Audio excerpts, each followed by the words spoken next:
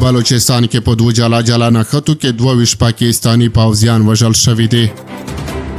د اسرایلو پر بن ګورین نړیوال هوایي ډګر راکټي برید کې ګڼ شمېر اسرایلیان ټپیان کړي دي.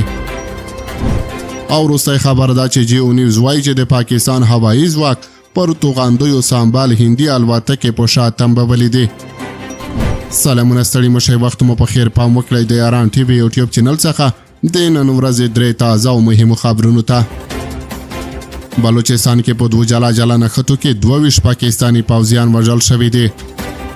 بالوز ازادي غوښتونکو ځواکونو BLA په یو بیان کې ویلي دي چې د دوی جنګیالو د بلوچستان په توربت او ډاکي سیمو کې په دوه جلا جلا پیښو کې له پاکستانی ځواکونو سره نښته کړې ده چې په پایله کې 22 پاکستانی پوځیان وژل شوي دي او 6 تنه د بالوز ازادي غوښتونکو ځواکونو جنګیالي هم وژل شوي دي.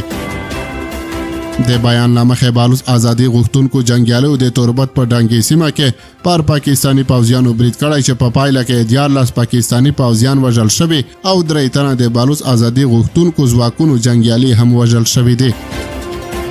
همدارنګه په بیان کې راغلي دي چې بالوز ازادي غوښتونکو ځواکونو د بلوچستان په کاپوري ډاګي سیمه کې هم پر پاکستانی پوځیانو برید کړی چې په پایله کې 9 پاکستانی پوځیان وژل شوي او 3 تنه د بالوز ازادي غوښتونکو ځواکونو قومندانان هم وژل شوي دي.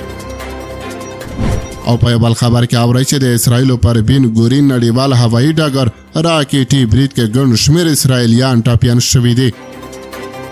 هغه ویډیو چې په ټولنیزو رسنیو کې خپره شوې په دغه صحنه کې لیدل کېږي چې ورسره د هوایي ډګر چارې ګډوډې شوې دي او د الوتکو الوتنې هم ځنډول شوي دي.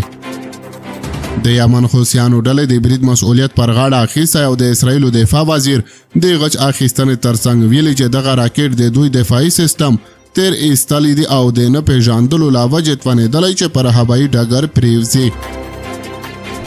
او وروستی خبر ده چې د پاکستان جیو نیوز وایي چې د پاکستان هوایي ځواک پر توغندیو سامبال هندي الوتکې په شا تمبولې دي.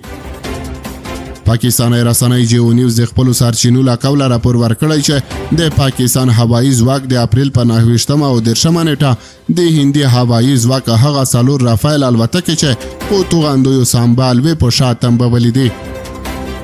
په راپور کې راغلي دي چې دغه هندي الوتکو هڅه کوله چې د پاکستان دننه ځینې سیمې په نښه کړي.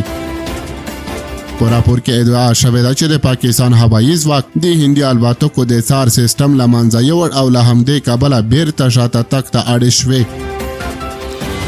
تر دې دمه هندوستان د دغو ادعاو په تړاو څه نه دي ویلي، خو د دواړو هیوادونو رسنیو د یو بل پر ضد تبلیغاتي جګړه توده ساتلې ده او پاکستاني چارواکي هم هره ورځ د احتمالي برید په تړاو څرګندونې کوي.